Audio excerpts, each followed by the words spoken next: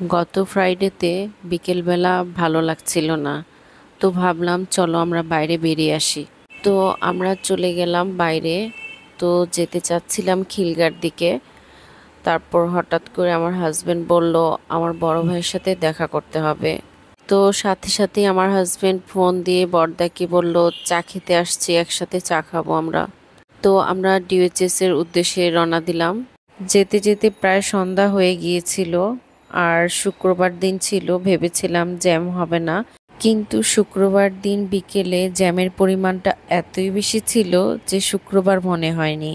তো কিছুই করার নেই, আমরা ওয়েট করতে করতে তারপর অবশেষে বর্দার বাসায় চলে এসেছি। তারপর এখানে একান্তই কিছুক্ষণ সময় কাটালাম আমরা। মেহরিমার জন্য ওর চাচু বিএফসি অর্ডার করেছে। আর এখানে মজা করে ভেজিটেবলস আর চিকেন দিয়ে নুডলস রান্না করা হয়েছে। আমরা সবাই মিলে একসাথে কথা বলছিলাম আর নুডলস, চিকেন ফ্রাই আর ড্রিঙ্কস ছিল, সেগুলা খাওয়া দাওয়া করলাম। মেহরিমার আব্বু চাচ্ছিল ওর বড় ভাইয়ের সাথে একটু টাইম স্পেন্ড করবে, যার কারণে ওর মনটা হালকা হবে। অ্যাকচুয়ালি আমাদের জীবনে কিছু অনাকাঙ্ক্ষিত ঘটনাগুলো ঘটে যায়, যার কারণে আমাদের এরকম মনে হয় যে নিজের মনের সাথে যুদ্ধ করে বাঁচতে হবে। অনেক বেশি স্যাড নিউজ আর অনেক বেশি হ্যাপি নিউজ কোনোটাই আমি সোশ্যাল মিডিয়াতে শেয়ার করতে পারি না, বা আমার করতে ভালো লাগে না। তো এতটুকুই বলে রাখি, সবাই আমাদের জন্য দোয়া করবেন, আমার পুরো পরিবারের জন্য দোয়া করবেন। আর একটা জিনিস সবারই মনে রাখা ভালো, মহান আল্লাহ তাআলা আমাদের যেমন দুঃখ দিয়েছেন এবং সেই দুঃখ সহ্য করার ক্ষমতাও ইনশাল্লাহ দিয়ে থাকবেন।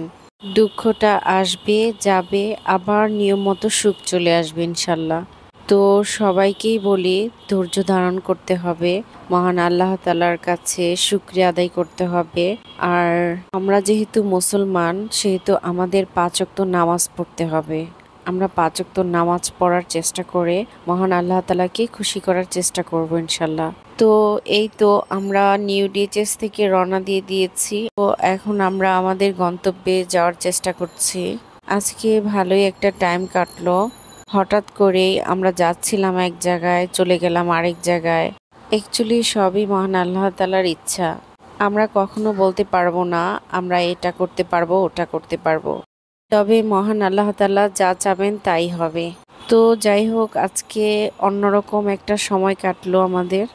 সবাইকে ধন্যবাদ জানাচ্ছি আমার সাথে এই টাইমটা দেওয়ার জন্য। সবাই ভালো থাকবেন, বেল্লাবির সাথে থাকবেন, আর সবাই আমাদের সবার জন্য দোয়া করবেন। আজ তাহলে এ পর্যন্তই, আরেকদিন আরেকটা ব্লগ নিয়ে আসবো ইনশাল্লাহ।